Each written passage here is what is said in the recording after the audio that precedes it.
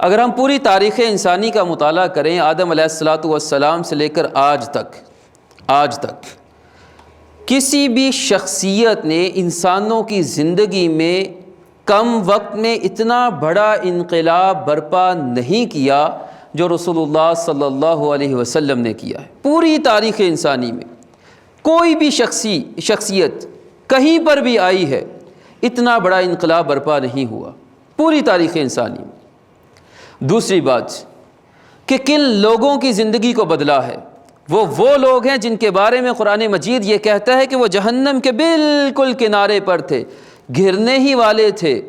کہ اللہ نے ایک رسول بھیجا، ایک معلم بھیجا، ایک استاد بھیجا، جس نے انہیں وہاں سے اٹھایا، اس مقام تک پہنچا دیا جس کے بارے میں قرآن مجید یہ کہتا ہے ایمان لانا ہے تو ان جیسا ایمان لاؤ۔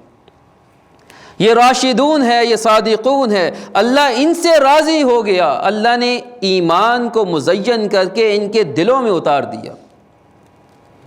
صرف اتنا ہی نہیں ہے بلکہ دنیا کے ہر فرد نے ان کی شخصیات کو تسلیم کیا ہے کہ واقعی کچھ تھے وہ۔ کیا خیال ہے حضرات کا؟ وہ کون سے اصول، وہ کون سے ضوابط، وہ کون سے پرنسپلز، وہ کون سے قوانین ہیں جن قوانین کو بروئے کار لا کر رسول اللہ صلی اللہ علیہ وسلم نے ان جیسے افراد کو کہ جن کی زندگیاں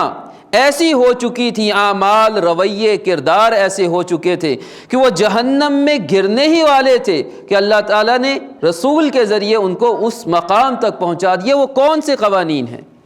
وہ کون سے اصول ہیں؟ اور صاف سی بات ہے